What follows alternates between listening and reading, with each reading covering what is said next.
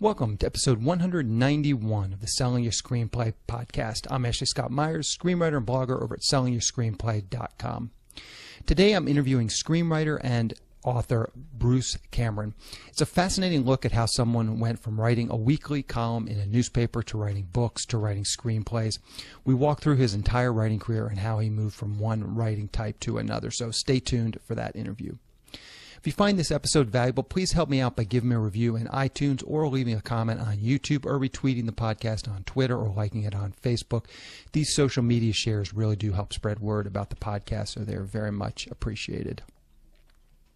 Any websites or links that I mentioned in the podcast can be found on my blog in the show notes. I also publish a transcript with every episode in case you'd rather read the show or look at something later on. You can find all the podcast show notes at www.sellingyourscreenplay.com/podcasts, and then just look for episode number 191.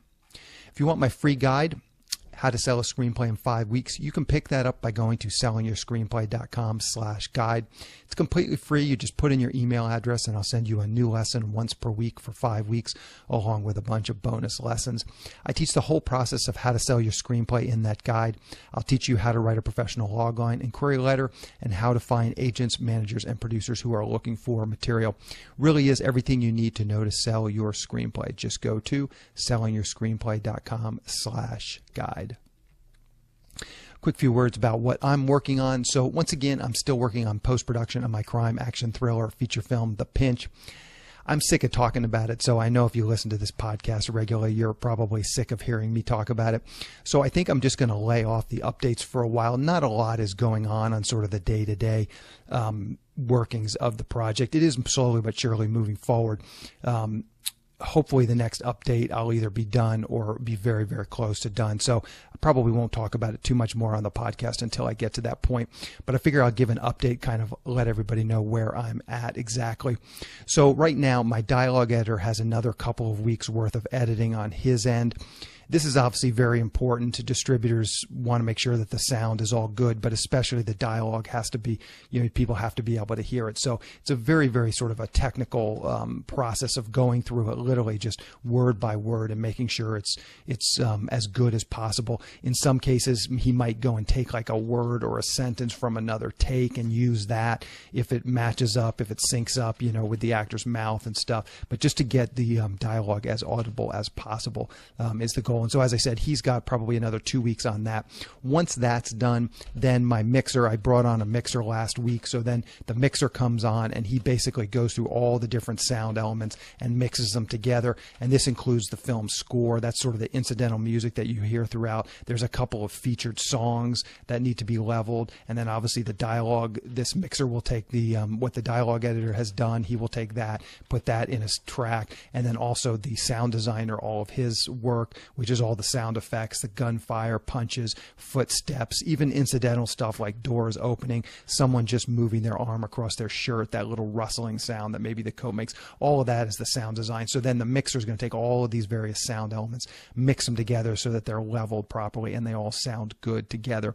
My mixer seemed to think that it would take him about a month once all this other stuff was done. So, that's the 2 weeks for the dialogue editor, assuming he can do his portion in 2 weeks, and then another month with the mixer. So you're looking at 6 weeks conservatively. Probably it'll be a little bit more than that. So that's the sound side of things. In terms of the actual picture, I'm hoping to go through the color correction, the final passes. My color correction is basically done. I'm going to go back through it one more time and just see if there's any little tweaks we want to make on that. And then I'm also waiting for a few special effects shots to come in as well. But that stuff is basically winding down, and I can probably get that all done in the next couple of weeks. So I think that will probably be done before the sound pieces. And once all these visual pieces are done, the color correction and the effects, I have to work with my editor to put all those pieces back into the timeline. I don't think that will take a terribly large amount of time either. But again, all these things are sort of independently moving forward. I'm just waiting for everything to kind of come together. At this point, I'm chomping at the bit to get this thing done. I'm ready to start sending it out into the world, eager to see what sort of response I can get. Send it to distributors, send it out to film festivals, just kind of see how it's going to turn out. And then I'm ready to move on to another project as well. So anyways, that's the update for The Pinch. Hopefully the next update will be real close or finished with it. The other thing that I'm working on is my drama thriller TV pilot. I've mentioned that before a couple times on the podcast. I wrote the series Bible in July, and then in this past August, I went and I wrote the actual pilot episode, which ended up being 52 pages. Sent that to the producers Friday, and now I'm going to meet with them this week. They're going to, hopefully they read it over the weekend. They'll have some notes. We'll sit down and we're going to just strategize on getting the thing actually into production. And then obviously they'll probably have some notes. So I'll probably be rewriting that over the next few weeks as well. Anyway, that's what I'm working on. So now let's get into the main segment. Today I am interviewing writer W. Bruce Cameron. Here is the interview. Welcome, Bruce, to the Selling Your Screenplay podcast. I really appreciate you coming on the show with me today. Oh, hey, thanks for having me. To start out, maybe you can tell us a little bit about your background. How did you get into writing? I have always been a writer. I mean, literally when I was a child, I remember that, well, my friends all wanted to be things like astronauts, baseball players. I wanted to be a novelist.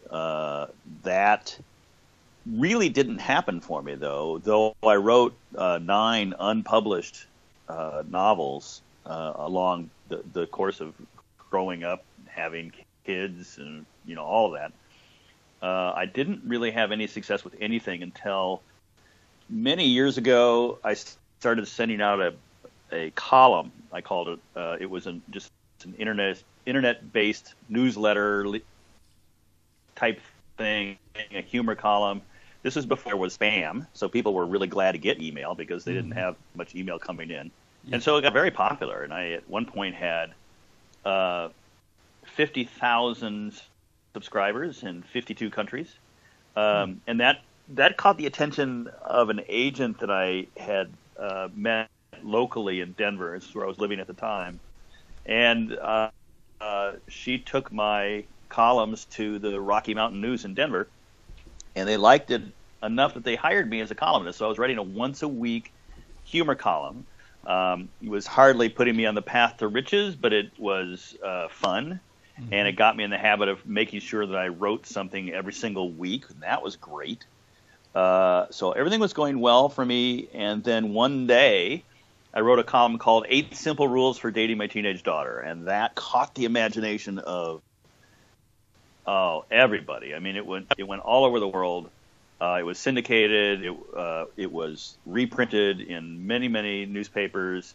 People took it, put their own name on it. It went crazy. And I knew I had something then. This column had done so well. So and that was, just to clarify, that was one particular article under this umbrella of this weekly humor column that you were writing. Yes. Is that correct? Yeah, it was just 700 words. The agent that I had been working with, we sent 8 Simple Rules for Dating My Teenage Daughter off as a concept to various New York publishers. One of them picked it up, and it was Workman Publishing. They came out with the book, and the book was discovered literally by a producer in Hollywood who worked for Disney and wanted to make a movie out of it. And eventually we reached a deal. We sold it. I wrote the screenplay, but we didn't make a movie out of it. Instead, they made a TV show out of it. Mm-hmm. And so I moved out here because of the TV show, out here being Los Angeles, California.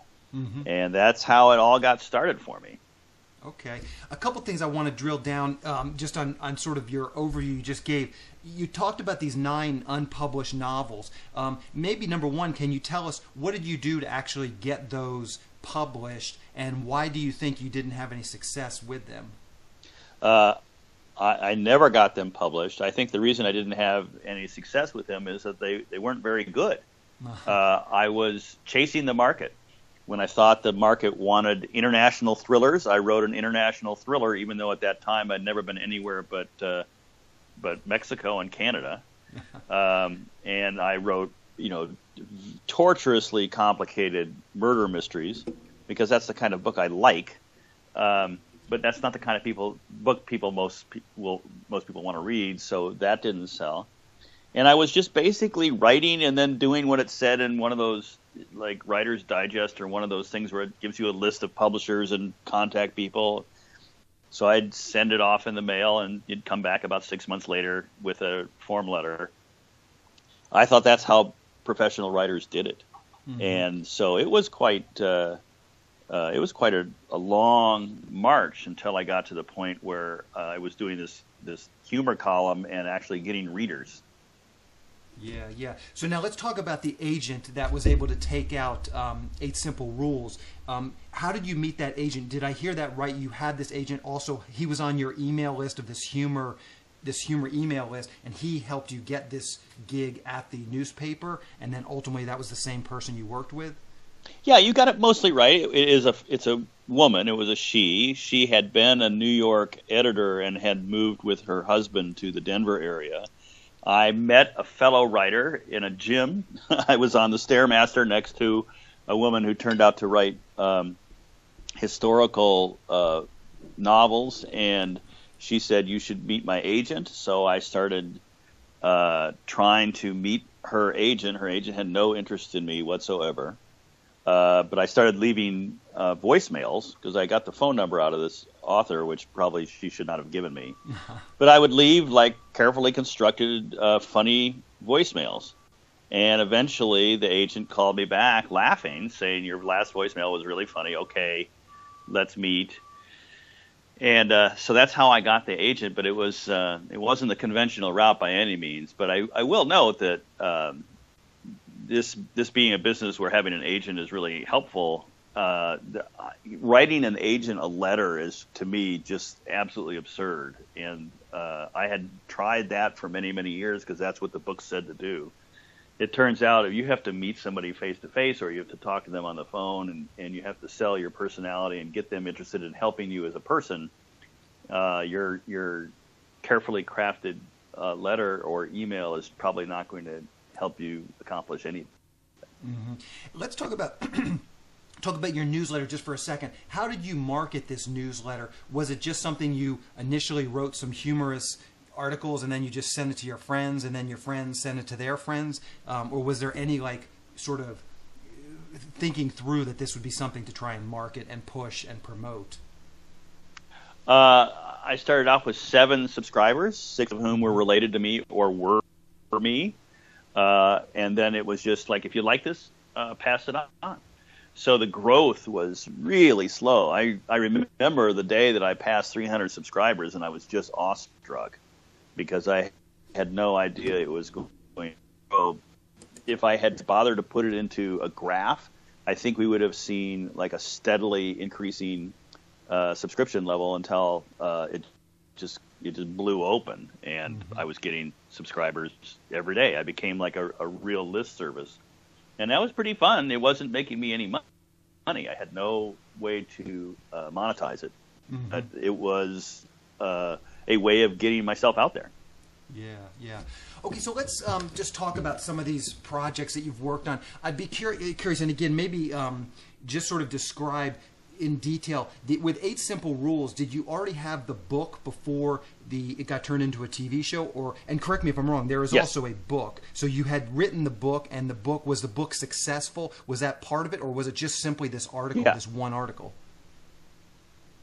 No, it was a book. It was a New York Times bestseller. It did so well that I was on book tour. We actually sold out of books while I was on book tour. Which is both a good and bad position to be in, to say you're on TV. I was on TV in Lansing, Michigan. He said, "Where can we get your book?" And I said, "Nowhere. You can't." So that was kind of fun. But that was the start of it. It was just this. The book really caught the imagination of people. Yeah. And how about For a Dog's Purpose? Was that a similar situation? You wrote the book, and then ultimately the book became popular, and that's what got it turned into a movie? Yeah, I had been writing humor books, and I was very successful at that. But I still wanted to be a novelist. And my book agent, I had jumped to Trident Media in New York. My agent at Trident said that the only way to sell a novel would be to write it.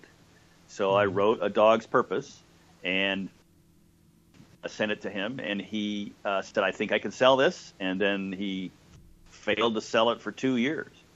When we finally sold it, it sold for a very small amount of money compared to what I had been getting in the marketplace with my humor books. And the expectations for it were really low at first, but then it opened on the New York Times bestseller list, and that was huge.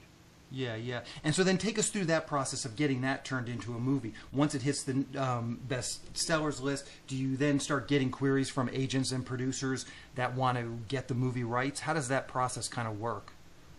Yeah, it's funny. That's what happened with 8 Simple Rules. As I started getting queries, this didn't happen with A Dog's Purpose. Instead, my wife, Catherine Michon, who's a screenwriter and a director and actress in Hollywood, Catherine took it to a producer friend of hers, Gavin Pallone. And Gavin is a very successful producer. He's done a lot of TV and some movies. Zombieland probably be the movie that I would point to as being among his best. So, and he absolutely fell in love with the book. And then he took it around with us. We did the various meeting things where you go in and you sit down and you pitch out your vision to an executive. And then you leave, and then a few days later, your agent calls the executive and says, "What do you think?" And you hear back yes or no. In this case, though, we pitched it one place. They clearly didn't have any interest. We pitched it at another place. They were very interested. And then we went to DreamWorks, and DreamWorks called Gavin on phone immediately upon us leaving the meeting and said, "We want it, and we want to preemptively bid it out." So they even asked us not to take any more meetings. I guess they were afraid we might get a better offer. Mm-hmm. We said, "Well, we've already got meetings set, so we're going to take other meetings." But we did do a deal and got the book was essentially not, they didn't paper it, as one says, for like several months, but we had a handshake deal by the end of the next day. And from that point forward, we were hired to write the screenplay. That was part of the deal. I always insist on that. If you're an author of books, screenplays are a walk in the park. The screenplays are so much easier than books. So it's really easy to write them. So I wrote the screenplay with my wife, mm-hmm. and we turned it in, and they said, "Thank you very much." And then we didn't hear from anybody for years. And we'd say, "What's going on with The Dog's Purpose?" And they'd be like, They kept renewing the option on the book, so I knew that mm-hmm. it wasn't dead, but they weren't in production, and they didn't seem like they were going to be in production. So for a long time, nothing happened, and then, as often happens in this town, a bunch of people were fired, a bunch of new people were hired, and the new people came in. They took a look at what they had on the shelf to see if there was anything ready to go, and there was this one project, A Dog's Purpose. And they said, "This looks like it could be made for not much money, and it might turn out okay." And, of course, it turned out very okay. When it came out, it made tons of money, especially overseas, and is the most successful, in terms of international sales, the most successful live-action animal movie that's ever been released. So it really did a great job for DreamWorks. Yeah, yeah. So let's talk about your which writing is now process. Amblin, by the way. I'm sorry, say that again? Oh, now Amblin. Sure. Yeah, yeah. So let's talk about your writing process for a second. And I'd be really curious to hear, just in terms of writing the novel, and it sounds like most of your screenwriting has been converting your novels into screenplays, but how much time do you spend preparing to write versus outlining? And you can even break that into two answers, one when you're doing a novel and one when you're doing a screenplay. Yeah, they're actually very similar processes. The problem I had with my earlier books was that I wasn't outlining, and I kind of just was so eager to get started that I would just start writing. And what I have now disciplined myself to do, something that I learned from writing screenplays, is to outline every single thing that I can think of, every scene. The outline will take me weeks to do. Then I will rewrite it. I usually rewrite the outline 3 times before I even start working on the manuscript itself. It's a visual process. I have a huge whiteboard, and I write all kinds of thought bubbles and questions to myself. And as I narrow down on things that I actually really believe work for me pretty well, I'll put them on index cards, and it's a magnetic board. I'll put them under the magnets, and then they'll be floating around in this sea of whiteboard ink.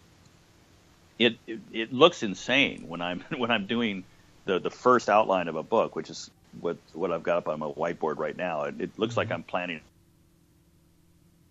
a jig. But over time, it coalesces. Eventually, I will sit down, and I used to be a database programmer, so I programmed a database where I can type in what I'm doing and what the theme is, and every theme creates a different color band. Put the outline back up, I can see very quickly if I've lost some themes. If there's a theme in the first act, and then all of a sudden it vanishes until the third act, I know I need to come back around and fix that. So it's really it really feels much more mechanical than artistic.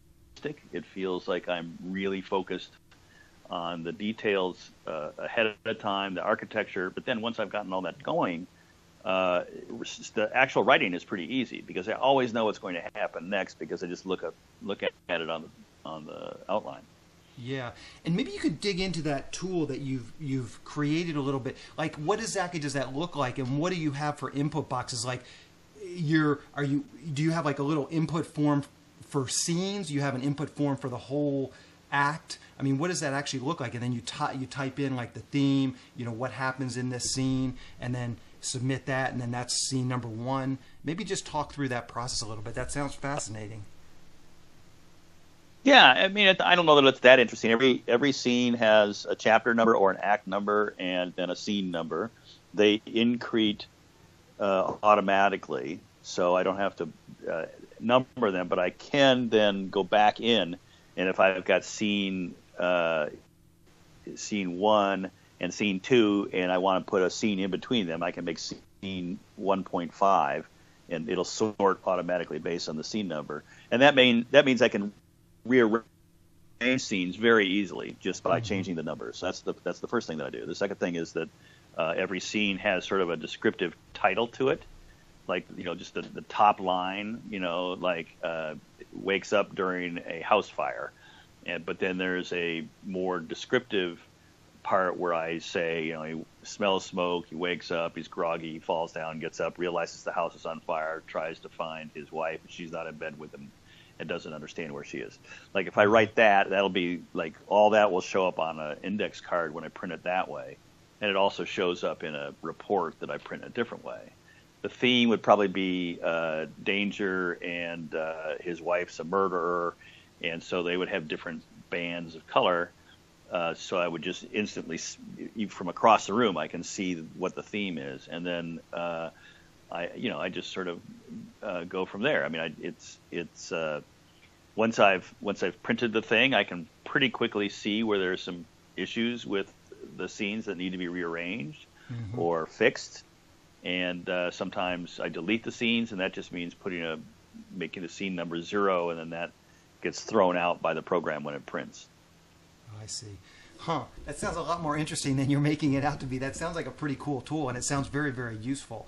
In any event, let's talk about your sort of routine of writing. What does your day look like when you're, in this mode of outlining or writing? Do you spend, 8 hours, 9 to 5 doing it?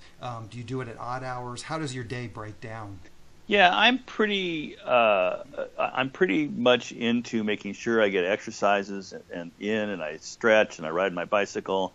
I don't actually spend that many hours at the keyboard in a given day because I'm physically just not up to it. I just am not good at it. I used to spend 10, 12 hours a day. I don't do that anymore. So I will take frequent breaks. I'm working on a screenplay right now, and so I've taken a break to talk to you, but I'll be heading back to it the second we hang up. That's right now. I'm in the handwriting stage where I take a manuscript and I physically ink it, but I often I'll often print it, ink it, then rewrite it, and then go back and print it again. That's kind of my process. Okay. Let's talk about collaboration for a minute.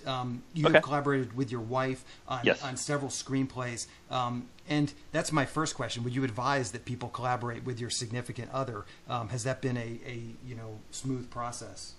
It's been very smooth, but we get along really well. We think the same way. We have a lot of the same ideas and feelings about how things should go.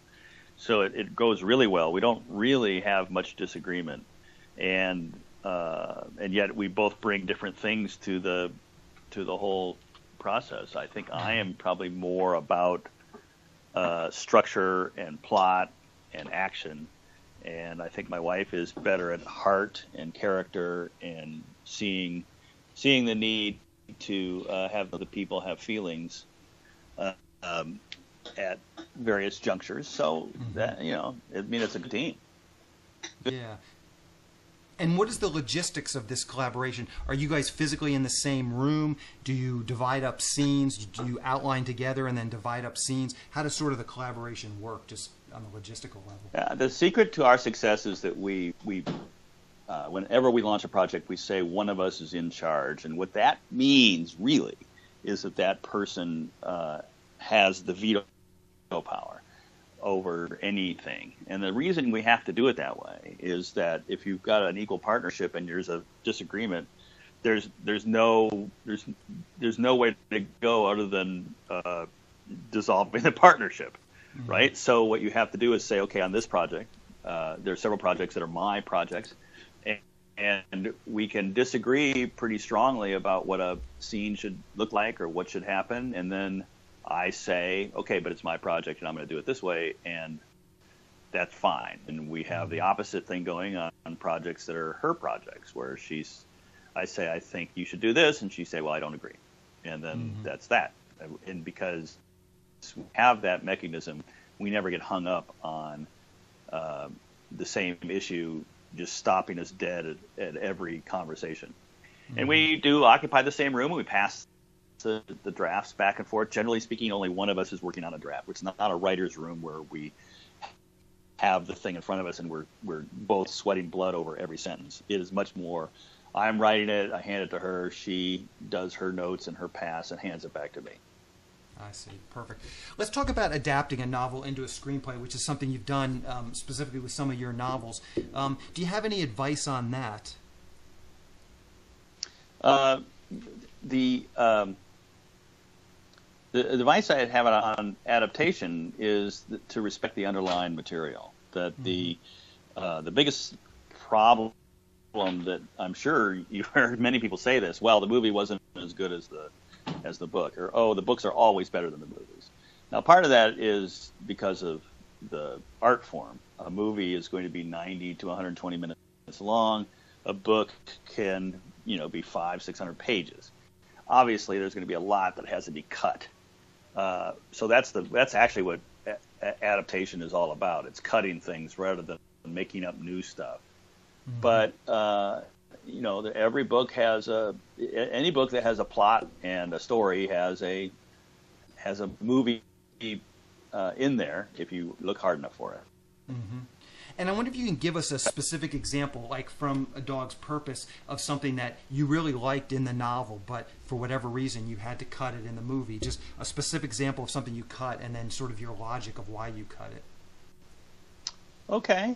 I guess I can point to something that happens in the movie version, which is that the dog learns to do search and rescue.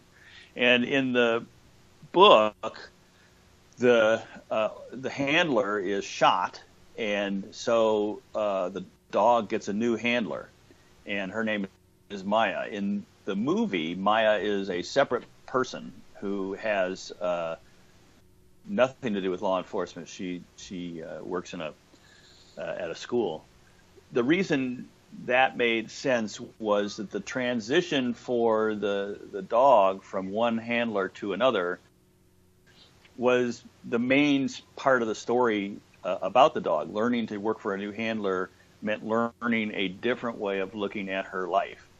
But in the movie, that wasn't that important. What was important was really just to reveal what life was like for this dog now that she had been reborn. Because, of course, the not to give anything away, but everybody knows A Dog's Purpose is about a dog that doesn't ever die. It just keeps being reborn. So that was a case of us deciding that that we did want the Maya character, but that we wanted it to be strongly differentiated from the other character whose name was Ethan in the book. Whose name was Jacob in the book, but it's oh gosh, I can't even remember what we call him in the movie. But anyway, that was an example of how we did some sleight of hand to make the movie be more clear to the people sitting there in the audience. Yeah, perfect. So what is next for you? What are you working on right now? Well, we're trying. We've got. We make independent movies, so we're trying to get one over the finish line, fully edited and get it into distribution. And then I've got a new book that I'm working on, and we always have some sort of screenplay project going, either under commission or not, depending upon whether or not we were able to sell it. But we're out trying to sell screenplays right now. So that's pretty full cup right there. That's pretty much all I got going on. Sure. So what's the best way for people to keep up with what you're doing? Anything you're comfortable sharing, Twitter, Facebook, a blog. I'll gather it all and link to it in the show notes. But if you just want to tell us now how people can kind of follow along with what you're up to. Yeah, the best way is on Facebook, where there's a fan page. It's the A Dog's Purpose fan page. And if you go there, you'll see that there's about 360,000 people and sharing dog jokes and dog pictures and stories, and it's a great place to hang out and have something in common with people, which is people like the book and they like the movie and they like dogs. Yeah, sure. So I will gather that and I'll put that in the show notes. Bruce, I really appreciate your coming on and talking with me today. This is a great interview, and I wish you luck with all of your current and future projects. Yeah, thanks very much, Ashley. It was great talking to you. Thank you. We'll talk to you later. Bye. Bye. A quick plug for the SYS Screenwriting Analysis Service. It's a really economical way to get a high-quality professional evaluation on your screenplay. When you buy our 3-pack, you get evaluations at just $67 per script for feature films and just $55 for teleplays. All the readers have professional experience reading for studios, production companies, contests, and agencies. You can read a short bio on each one of our readers, and then you can pick the reader who you think is the best fit for your script. Turnaround time is usually just a few days, but rarely more than a week. The readers will evaluate your script on 6 key factors: concept, characters, structure, marketability, tone, and overall craft, which includes formatting, spelling, and grammar. Every script will get a grade of pass, consider, or recommend, which should help you roughly understand where your script might rank if you were to submit it to a production company or agency. We can provide an analysis on features or television scripts. We also do proofreading without any analysis. We will also look at a treatment or outline and give you the same analysis on it. So if you're looking to vet some of your project ideas, this is a great way to do it. We will also write loglines, and we will also write a logline and synopsis for you if you would like. You can add this logline synopsis service to an analysis, or you can simply purchase the logline and synopsis service as a standalone product. As a bonus, if your script gets a recommend from a reader, you get a free email and fax blast to my list of industry contacts. This is the exact same blast service I use myself to promote my own scripts, and it's the same service I sell on the website. It's a great way to get your script into the hands of producers who are looking for material. So if you want a professional evaluation of your screenplay at a very reasonable price, check out www.sellingyourscreenplay.com/consultants. On the next episode of the podcast, I'm going to be interviewing screenwriter and director Keir Burrows. He wrote and directed a low-budget sci-fi thriller called Antimatter. It's a great example of a micro-budget film, and we go through all the different processes of making this film, how he made a bunch of shorts and worked up to it. So keep an eye out for that episode next week. So to wrap things up, I just want to touch on a few things from today's interview with Bruce.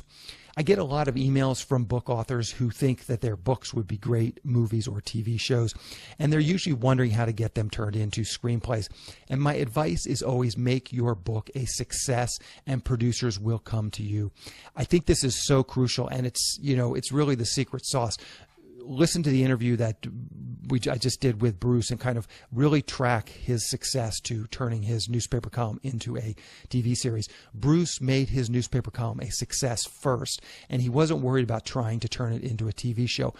He just tried to make it as good and successful as possible as a newspaper column. And then once he had some success with it, then his agent was able to parlay that success into a TV show. That's the missing ingredient. The missing ingredient is not he needed to write a TV pilot episode or a series Bible or any number of things. The ingredient was that he had something that was successful. So it was fairly easy to just take that into a new medium. If you go and spend a ton of time writing a TV script or screenplay, or if you pay someone to convert your novel into a TV script or screenplay, all you're really doing is putting off the real work which you have ahead of you. And the real work is making your original material a success, whether that be a newspaper column, a book, a comic book, really anything. Once you have success in one arena, then trying to leverage that success into another arena is very possible. People have this idea that Hollywood loves book adaptations, which in some ways is true, but the books you see Hollywood adapting, they are books that were hugely successful and they have a built-in audience. But just writing a screenplay adaptation from a self-published book that very few people read, to me anyways, that feels like you're just kind of spinning your wheels. Make your book a success first, then think about the movie. And this is, most of the people listening to this podcast are screenwriters, so I'd like to just turn this around to the opposite. I get a lot of emails from screenwriters who are thinking about turning their screenplays into novels. And again, I always feel like this is the same basic thought process. Someone hasn't been able to figure out how to market their screenplay, so they think writing a novel might somehow be easier.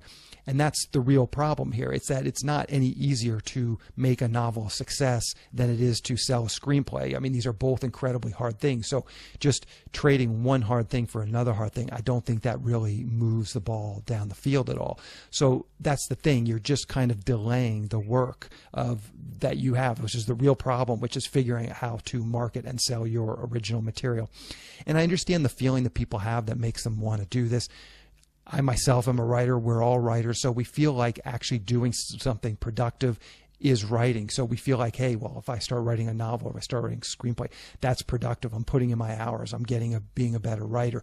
But again, if you want to be a novelist, or you're a newspaper columnist, or a comic book artist or comic book writer, you want to focus on what you're passionate about. If you want to be a screenwriter, write screenplays. But I would really urge you not to get sidetracked by trying to jump between medium and medium, unless that's what you want to do. I mean, if you really, really want to write screenplays and pursue that, then yeah, you're going to have to put in the hours. You're going to have to write screenplays. Same thing with novel writing. If you are a passionate writer and you don't care about the medium, then sure, try writing novels. But if you're just writing the novel in an effort to help your screenwriting career, I think you would be better off writing more screenplays and trying to figure out how to actually sell those screenplays. I wrote a whole blog post on this exact topic, so I will link to that in the show notes if you'd like to read a bit more of my thoughts on this topic. Anyway, that's the show. Thank you for listening.